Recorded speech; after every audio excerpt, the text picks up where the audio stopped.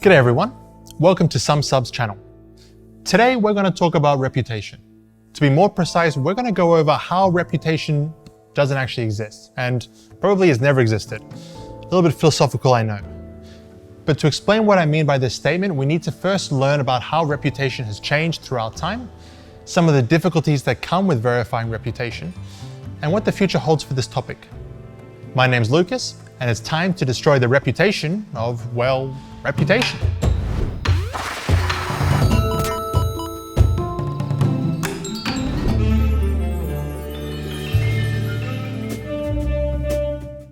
In one of our previous videos, we already discussed identity and the issues around this concept. One of the problems with identity was the humongous amount of people who don't have identification documents at all, and as a result, have no way to prove who they are. This situation is even worse when it comes to reputation, because nobody can prove their reputation, or dare I say it, their reputability. When we verify one's identity, you can always learn that that person is real, but there's no information beyond that. If a person with a valid identity fakes their reputation, you may risk being scammed. At the same time, anyone can destroy your reputation by accusing you or your business of something like money laundering. Obviously, you can debate it in a court of law, but as we often see play out in real life, you'll have already acquired a reputation as an untrustworthy person or business. Character assassination. So, your reputation can easily be damaged by yourself or someone else. Once your reputation is destroyed, for example, with some old tweets dug up from the past, it'll be almost impossible to recover it. So, reputation is both a fragile and difficult thing to verify. And this combination creates a variety of problems for you and an opportunity for scammers. Let's see if we can't find a solution to this problem. Before explaining possible solutions to make reputation provable, let's check again what methods people already use today. The most basic way to support one's reputation is by providing a recommendation letter from someone whose reputation is more trustable. This method has been around for centuries. Even in the famous book, The Three Musketeers by Alexandre Dumas, D'Artagnan uses a letter of introduction written by his father to, excuse my French, Monsieur de Treville.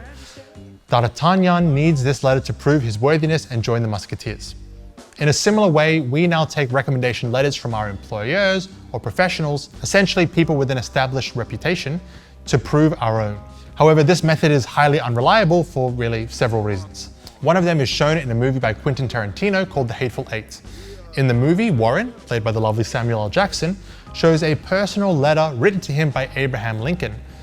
As Warren explains, this letter helps him avoid fights with white people.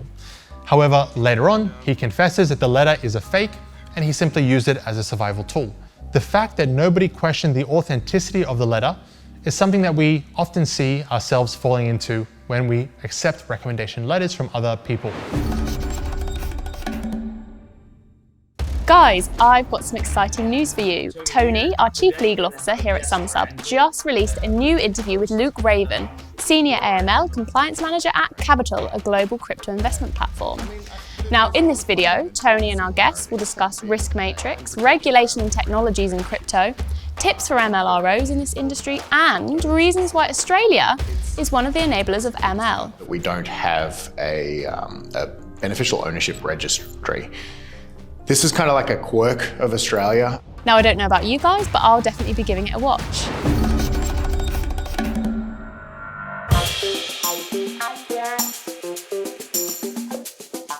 Let's talk about your CV.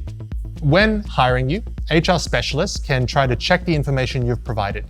Since now it's become much easier to do so, they can trace if you've received certain certificates or organized certain events. They'll also look you up on the internet, of course. Based on the response from over 1,000 HR professionals, Career Builder stated that 70% of them would look you up on social media. In many cases, a candidate's online profile played a crucial role in their chances to be hired. An example of this is Sean Breyer from Breyer Home Buyers, and he told a story of how his company refused to hire a person based on his social activity. Breyer Home Buyers were convinced that the candidate would fit the position, but they then found out that the person was aggressively arguing political points online. And this was enough to discourage them from hiring them, and the person didn't get the job. Many job seekers understand that employers may look them up. Knowing this, job seekers can delete controversial information or change their privacy settings. Moreover, they can intentionally create a certain image of themselves online. And on top of that, anyone can make a LinkedIn profile and write information about themselves. It's pretty simple. It's much easier to get someone to support your claims as well. For example, you can fake that you've studied at Harvard, add some Harvard alumni to your LinkedIn profile, join some university-related groups, start posting about the university, and this will probably be enough to fool potential employers and make them believe your reputation.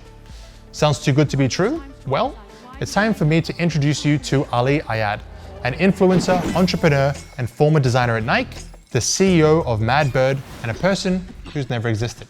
In 2020, when the job market was enduring the repercussions of the pandemic, a person known as Ali Ayad created a fake company to hire people and make them work for free. Ayad was abusing the fact that nobody could verify him or his company's reputation. Madbird, the company, had a website that didn't look like a scam. All deceived employees were presented on Zoom meetings with 40 other people, most of whom turned out to be fake. And Ali himself was praised on LinkedIn by former colleagues and managers from Nike. So any ordinary user who might have decided to check Ali Ayad or his company on the internet probably would have been convinced that it was all real. Now, even if you aren't trying to fake a university degree or places you've worked, you still probably want to sprinkle a little bit of that extra experience or just a dash of qualifications that differ from the real picture. Once again, with LinkedIn, you can convince your friends to support your claims about your skills because essentially nobody writes bad things about you on LinkedIn. It's one of the perks. Now, what problems do we encounter from this type of reputation building? Well, obviously, fraudsters can abuse LinkedIn in many ways. An example of this is FBI agents in San Francisco who investigated a series of cases where scammers were getting in touch with people through LinkedIn and then offering to make them money through cryptocurrencies. We know where this is heading. After looking at their profiles, victims were convinced of the legitimacy of their reputation, and later the fraudsters would send them to fake websites and drain all their money. Mei So is one of the victims of such a scamming scheme. A person who pretended to be a manager at a fitness studio started texting Mei in December 2021. After chatting for several months, the scammer shared how he could profit from cryptocurrencies. By making transactions through a fake crypto website, Mei lost over $228,000, which was all of her life savings. Companies can also become victims of fraudsters faking their reputation. A common situation may be that you, as an employer, hire somebody else, your employee, who is underqualified or simply lying about their skills. With the ever-increasing amount of remote positions, you might never find out that the person is lying, since you never get to meet them in real life. An example of this would be a person who maybe worked in the US once in their life at some point, but isn't a US resident. They'll still have a social security number, with which they get hired. More damaging to your company may be another situation where you hire a person who is a counteragent from a competing company, some corporate espionage. And no matter what your company does, someone who may be interested in stealing your product could infiltrate your company with such spies. An example of this comes from 1997 Gillette, which is known for its razor blades. They won a lawsuit against a man called Stephen Davis. Stephen was working with the Wright Industries, which was working with Gillette to design and fabricate equipment for their new shaving system. As soon as he got the chance, Stephen stole that information and shared it with 2 other companies. After being caught, Stephen faced, unfortunately, 15 years of prison and hundreds of thousands of dollars in fines. So far, we've talked about reputation that you or anyone else can create for yourselves. Now let's go to a different point and discuss the reputation that is based on traces you leave about yourself.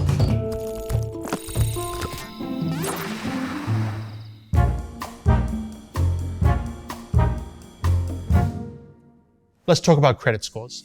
A credit score is a number that represents a person's trustworthiness, their, in a way, reputation. The US credit scoring system being one of the most well-known ones. Credit scoring is based on a credit report, which is usually written by one of 3 companies, Experian, TransUnion, or Equifax. The report gets compiled from the records of the banks and credit card companies and other lenders sent to the companies. Each lender sends the information about the client for free and then buys it back in a compiled version from one of those 3 companies. Based on the credit report, lenders can then make an informative decision about whether to give someone a loan or not, if they should hike up the interest rates or not. To put it simply, the better your score is, the better the conditions of your credit will be. But we're not here to learn about how to get a loan. We're here to discuss reputation. Essentially, for lenders, your credit report is your reputation. The score that you get is a combination of all the previous loans and debts you've had. So if you don't pay your bills on time, your reputation will decrease. At the same time, if you have had the same credit card for many years successfully, banks will consider you a more trustworthy client. Unlike with LinkedIn or your CV, this type of reputation does get checked by a company and you can't just write whatever information you want. Yet, doesn't mean you can't trick the credit card reports and gain a fake reputation still. For example, if you want to take out a big loan and you don't have the credit history, you can take out a couple smaller loans that you can easily afford just to boost your credit score. We're not going to focus too much on how to trick the US credit system. If you want to learn how to do that, plenty has already been said and a quick Google search will bring up plenty of information. Let's instead discuss the problems with the system more generally. Well, first is that essentially 3 companies control your reputation. Obviously, you can dispute the decision of these reports if you have proof, but sometimes you might not even know that something's wrong with their evaluation. For example, in 2017, the Consumer Financial Protection Bureau reported the credit reports sent to American citizens by Equifax or TransUnion differed from the ones that they sent to the lenders. As a result of this, people were deceived into thinking they had a better credit score than they really did. This example supports the idea that reports from only 3 companies with their own interests probably isn't enough to get a full or correct picture of one's reputation. Who would have imagined? So, credit scores can say a lot about you and your reputation, but there's still plenty of bias and problems that lead to an incomplete picture. Is there a way to create a full portrait of someone's reputation? Well, there is something close to it, and it's called OSINT. OSINT stands for Open Source Intelligence and refers to collecting and analyzing information from open sources. Originally, OSINT was used during the Cold War by the US to learn about life behind the Iron Curtain, without having to send in real spies. At that time, OSINT specialists mostly used radio broadcasts and newspapers as their main source of information. With the development of the internet, OSINT has expanded to a variety of websites, scripts, and procedures that allows industry specialists to collect huge amounts of data and separate them. Today, OSINT is still used by government agencies as well as various businesses. Certain companies, such as Bellingcat, use OSINT to track political events, for example. And at the same time, companies can use OSINT to ensure that their clients are trustworthy. How do the specialists do this? Well, by looking at the traces that you left on the internet. Once you post something online, it's there forever. And unlike a situation with your CV or LinkedIn account, you can't always control which posts are up there because it's just enough for you, a friend or a colleague, or even a random person to post a picture of you. Suddenly, with the development of AI recognition software, anyone can find all the photos of you with your face on the internet. Therefore, if you want to fool an OSINT specialist about your degree, it will take a much more concerted effort than just claiming it on LinkedIn and adding several people from a certain university. Essentially, all the actual information about you can be found from open sources, and it's just a question of how deep the specialist wants to dig. Now, does it mean that OSINT is a perfect way to learn about someone's reputation? Not exactly. There are many downsides to this approach. First of all, as I keep mentioning, your reputation can only be traced by OSINT specialists. All OSINT tools are publicly available. For example, you can go to OSINT framework and get acquainted with various websites, and these can maybe help you find out someone's social network. Or you can get access to certain public cameras, but not everyone can learn how to successfully use all these tools correctly. The problem here is that barely anyone can make conclusions about a person's trustworthiness based on just the information alone. In most cases, you won't find an article about a person saying, this person is bad and you should avoid working with them. Mostly, it'll just look like a bunch of unrelated, ordinary data. And that's when the specialist steps in and finds patterns and relations between these facts. Essentially, an OSINT specialist becomes a real-life version of Sherlock Holmes. So, the first problem with OSINT is that not everyone can use it. The second problem is that OSINT doesn't provide a full portrait of a person. The specialists only work with the tracks one leaves behind, not with the person themselves.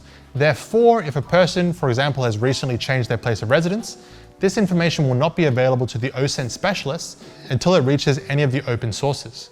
And this fact can be used by people who want to fool companies or, in certain cases, the government, about their place of residency.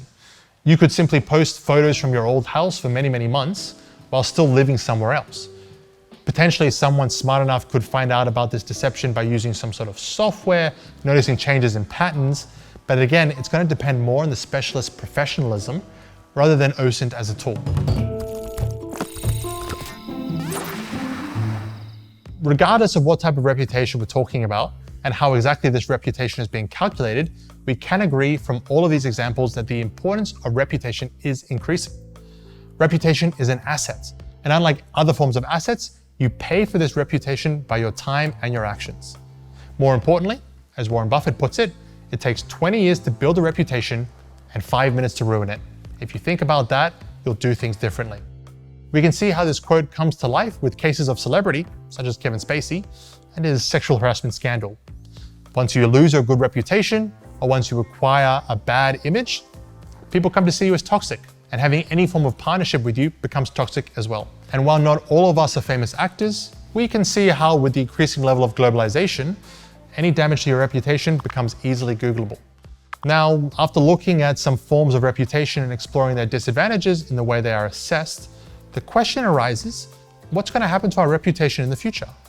Will we keep relying on the qualities a person claims to have in their CV, or will we keep paying to credit reports from companies to learn about a person's trustworthiness? Well, Vitalik Buterin, the co-founder of Ethereum, is currently working on a new form of reputation building. This year in May, Vitalik announced that he wants to develop the so-called soul-bound tokens, which are essentially NFTs that a person can earn after achieving something. For example, if you graduate from a university, you can get a soul-bound token, proving that you went there. Similarly, principles will apply to attending masterclasses or working at certain companies. As Buterin himself calls it, soul-bound tokens are a form of an extended resume. However, unlike the CV and LinkedIn profiles we discussed before, which you can fake, soul-bound tokens need to be verified by a person or organization that provided it to you. All of these soul-bound tokens and their verifications will be transferred in a soul wallet. Importantly enough, owners of these wallets won't be able to sell their tokens. And this is probably the biggest difference between this version and the current version of NFTs we know today. Current NFTs get sold and transferred. Because of this feature, NFTs can often get stolen by hackers. Soul-bound tokens, however, won't allow anyone to sell or transfer these tokens, minimizing the risk of SBT thefts. Instead of selling, owners of soul wallets can only revoke the tokens. And in this way, we can ensure that a person actually holds a degree and didn't just simply buy it from someone else. With such an approach, employers, for example, will be able to verify your statements and get confirmation from other owners of soul wallets. With this approach, we may shift from a reputation with no proof based on a company's opinion to a reputation created by other people. Now, this may sound like an episode of Black Mirror.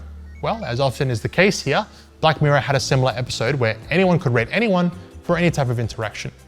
In this episode, the constant fear of losing your reputation led to people being revoked from certain services and created this weird society of fear.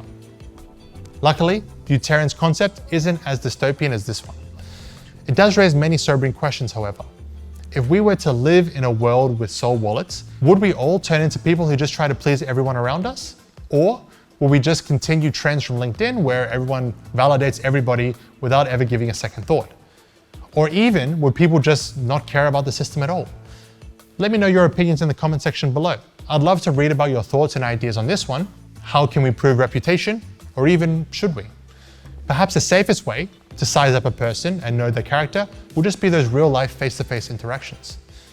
Thanks for joining me again on this reputable rant, reasonably reviewing reputation.